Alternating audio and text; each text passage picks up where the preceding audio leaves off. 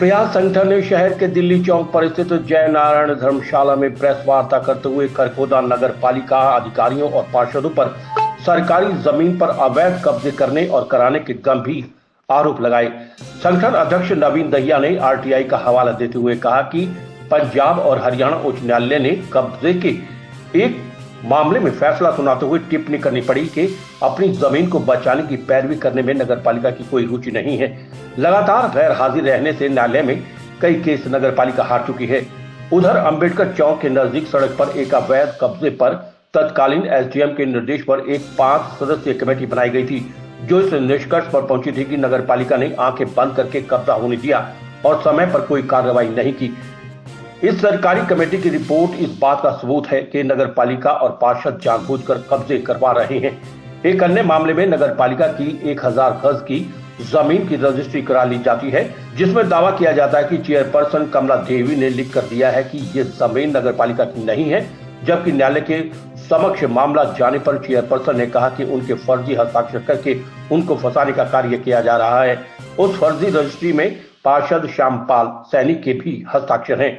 ब्राह्मण दरवाजे वाली गली के कोने वाली पार्क की जमीन पर नगरपालिका केस जीतने के बाद भी अपनी चारदीवारी तक नहीं करा पाई।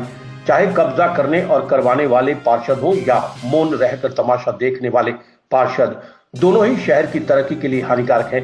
नवीन दहिया ने आरोप लगाया कि पार्षदों और नगरपालिका अधिकारियों की मिलीभगत से शहर के हर कोने में अवैध कब्जे हो रहे हैं।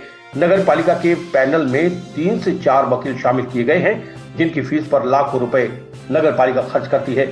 नगरपालिका की तरफ से मुकदमे भी आम आदमी को अपनी जेब से पैसे खर्च करके लड़ने पड़ते हैं। इंतहा तब हो जाती है जब मुकदमा जीतने के बाद भी नगरपालिका किसी जमीन पर कब्जा नहीं लेती। गरीब लाचार लोगों के घरों पर बुलडोजर चलाने वाली नगरपालिका की हिम्मत नहीं होती कि वो दबंग लोगों के कब्जों पर बुलडोजर चलाएं। चाहे मामला प्रताप स्कूल की जमीन का हो, चाहे 1000 गज की फर्जी रजिस्ट्री का हो, चाहे अंबेडकर चौक पर हुए कब्जे का हो, या फिर ब्राह्मण दरवाजे के निकट रोड पर पार्क की जमीन का हो, इन सब मामलों में कब्जा छुड़वाने की पहल समाज के किसी आम आदमी ने नहीं की है। नगरपालिका की इस मामलों में खुद से कोई रुचि नहीं है। नगरपालिका की अरबों रुपए की जमीन पर कब्जा कराया गया है। इस मौके पर उपाध्यक्ष करमबीर थाना, कपूर खरखोदा, विजेंद्र जांगड़ा, संजू, मदन सैनी, मास्टर सुधीर, योगेंद्र सिंह मार, मदन सैनी आदि मौजूद रहे। आज हमने नगरपालिका का एक जमीन घोटाला उजागर किया है। इसमें हमने बताया कि हाईकोर्ट का एक ऑर्डर आया था। इसमें हाईकोर्ट ने खुद ये कहा है कि नगरपालिका अपनी ज़मीन को बचाने के लिए न तो हाईकोर्ट में आती है, ना अपना पक्ष रखती है। ऐसा लगता है उसकी रुचि नहीं है अपनी ज़मीन बचाने के लिए। इसके अलावा एक और ज़मीन के मामले में एसडीएम के आदेश पर एक 5 मेंबरी कमेटी बनी थी, जिस कमेटी में 3 एसडीओ शामिल थे। उस कमेटी ने अपनी रिपोर्ट दी है कि नगरपालिका जानबूझकर कब्जे करवा रही है। अगर वो चाहती तो कब्जे ना होते। तीसरी 1000 गज का एक प्लॉट का मामला था, जिसमें एक रजिस्ट्री नगरपालिका की ज़मीन की कुछ लोगों के द्वारा करवाई गई थी। उस रजिस्ट्री में हमारी चेयरपर्सन कमला देवी के साइन थे, उनकी एनओसी थी। लेकिन जब वो मामला हम कोर्ट में लेके पहुँचे तो कोर्ट में उन्होंने मना कर दिया कि साइन मेरे नहीं है और जो रजिस्ट्री हुई है ये फर्जी है। उसमें एक हमारे एमसी है, पार्षद है श्यामपाल सैनी, उनके भी साइन हो रखे थे। एक और मामले में केस जीतने के बावजूद नगरपालिका ने कब्जे नहीं लिए। और ऐसे सैकड़ों मामले हैं जहां नगरपालिका केस जीत चुकी है छोटी अदालत में, लेकिन कब्जे कार्रवाई करती ही नहीं है। नगरपालिका कब्जे धारकों को पूरा मौका देती है कि वो हाईकोर्ट में जाएं और वहाँ पर नगरपालिका पैरवी ना करे, ताकि वो केस जीत कर कब्जा धारक अपना कर्जा बरकरार रखें। तो इसमें मैं कहना चाहूँगा कि 2 टाइप के हमारे एमसी हो गए हैं नगरपालिका में। एक तो दबंग टाइप के जो कब्जे करवाते हैं, दूसरा शरीफ टाइप के हैं जो कब्जे होने देते हैं, वो बोलते नहीं कुछ भी। तो दोनों ही टाइप के जो हमारे एमसी है वो खतरनाक है शहर के लिए, शहर की तरक्की के लिए। तो उनसे मैं अपील करूँगा कि आप मौन ना रहें और समय अभी है आपके पास, आप आवाज़ उठाएं, आप बोलें। और नगरपालिका जो जानबूझकर कब्जे करवा रही है इनको आप रोकें, क्योंकि ज़मीन नहीं बचेगी शहर में तो विकास कार्य हमारे नहीं होंगे, प्रभावित होंगे। निशांत पाराशर की रिपोर्ट।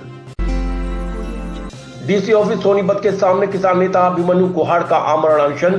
बीजेपी सरकार किसानों की मांगों को लेकर गंभीर नहीं है, इसलिए उन्हें भूख हड़ताल पर बैठना पड़ रहा है। ये कहना है किसान नेता अभिमन्यु कुहाड़ का, जो कि सरकार की किसान विरोधी नीतियों को लेकर जिला उपायुक्त सोनीपत कार्यालय के सामने आमरण अनशन पर बैठ गए हैं। सैकड़ों की संख्या में किसान जिला उपायुक्त कार्यालय पर इकट्ठा हुए और उन्होंने सरकार विरोधी जमकर नारेबाजी करते हुए आमरण अनशन का ऐलान किया। उनका कहना है कि यदि सरकार उनकी मांगे नहीं मानती तो ये अनशन और आंदोलन पूरे प्रदेश में शुरू किया जाएगा। किसान नेता अभिमन्यु कुहाड़ ने बताया कि जिले में निकाली जा रही 3 हाई वोल्टेज लाइनों के तहत जिन किसानों के खेतों से वो लाइन गुजर रही है, उन किसानों को उचित मुआवजा दिया जाए। केएमपी के साथ निकाले जा रहे रेलवे कॉरिडोर के लिए अधिग्रहित की जा रही जमीन का कलेक्टर रेट से 4 गुना मुआवजा दिया जाए एवं केएमपी को नेशनल हाईवे मानते हुए कलेक्टर रेट 2 गुना किया जाए। जिन किसानों को सुपर सीडर समेत अन्य कृषि यंत्रों की सब्सिडी नहीं दी गई है, उन सभी किसानों को सुपर सीडर और अन्य कृषि यंत्रों की सब्सिडी दी जाए। 4 से 6 महीने के साथ दिए गए बिजली बिलों को वापस लिया जाए और 2 महीने के अनुसार बिजली बिल दिया जाए। किसान आंदोलन में शहीद हुए नूरनखेड़ा गांव के किसान के परिवार को अब तक 5 लाख रुपए का मुआवजा नहीं मिला है, उन्हें तुरंत मुआवजा दिया जाए। हमारी जो मुख्य मांगे हैं, पहली तो ये है कि जो हाई टेंशन वायर गुजर रही हैं, तो हाई टेंशन वायर के लिए खंभा जिसके खेत में काटा जा रहा है, उस किसान की फसल भी बर्बाद की जा रही है और ज़मीन का भी कोई मुआवजा नहीं दिया जा रहा। तो उन किसानों को उचित मुआवजा दिया जाए, नंबर 1।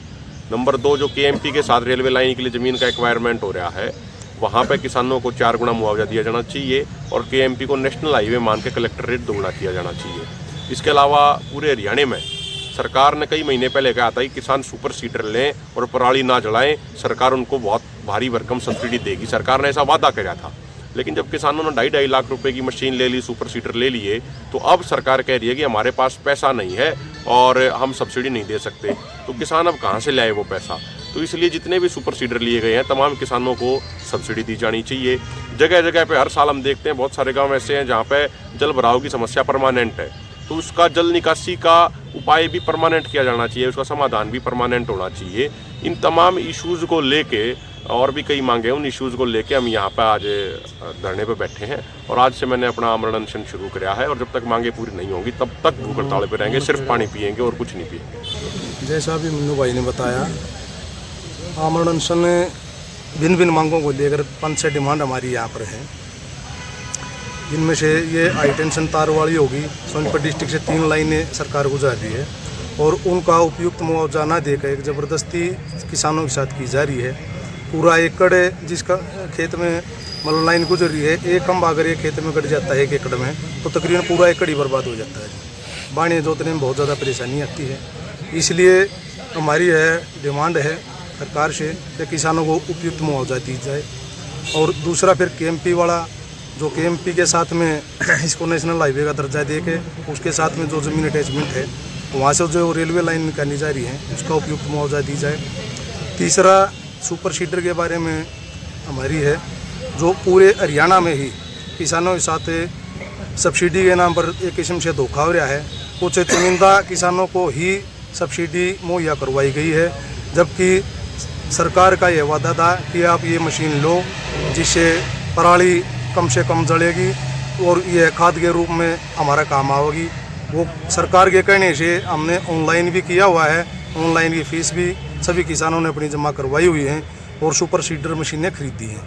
लेकिन ज़िले वाइज करीब कहीं 100 कहीं 50 ज़िले वाइज ऑल हरियाणा में ही नाम मात्र सब्सिडियाँ यहाँ पर मिली हुई हैं अब तक। तो हमारी सरकार से यह गुजारिश है कि भाई सभी किसानों को सब्सिडी के लाभ से लाभान्वित किया जाए।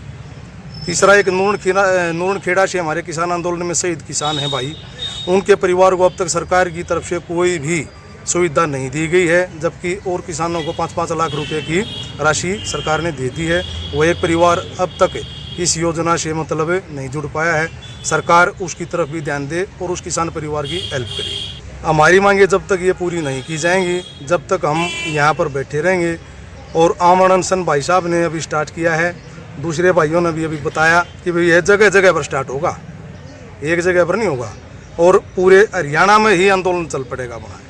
अगर ये बाकी हमारी नहीं मांगी गई तो हम सरकार को ये चेताना चाहते हैं आपके चैनल के माध्यम से कि इन डिमांडों को जल्द से जल्द पूरा करने की कोशिश करें, वरना आमरण अनशन के बारे में आप जानते हैं यह कोई बीच में छोड़ने वाली चीज़ नहीं है। मरणों उपरांत तक यहाँ बैठेंगे और अपने आंदोलन को जयकार करके यहाँ से उठेंगे। श्याम वशिष्ठ की रिपोर्ट।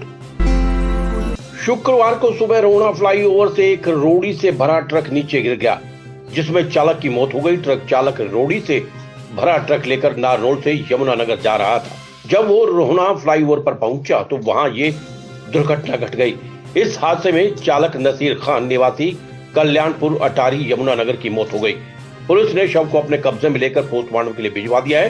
पुलिस ने मौके पर पहुंचकर जांच शुरू कर दी है। सूचना मिली थी कि रोहना के पास एक ट्राला का एक्सीडेंट हुआ है, जिसमें इसका ये ट्राला नंबर HR 58C 2869 था, जो नारनौल से रोडी लेके यमुनानगर जा रहा था। और इसका चालक नसीर खान निवासी कल्याणपुर अटारी यमुनानगर था, जो ट्राला फ्लाईओवर से नीचे गिर गया और जिसमें चालक की मौके पर मौत हो गई। निशांत पाराशर की रिपोर्ट।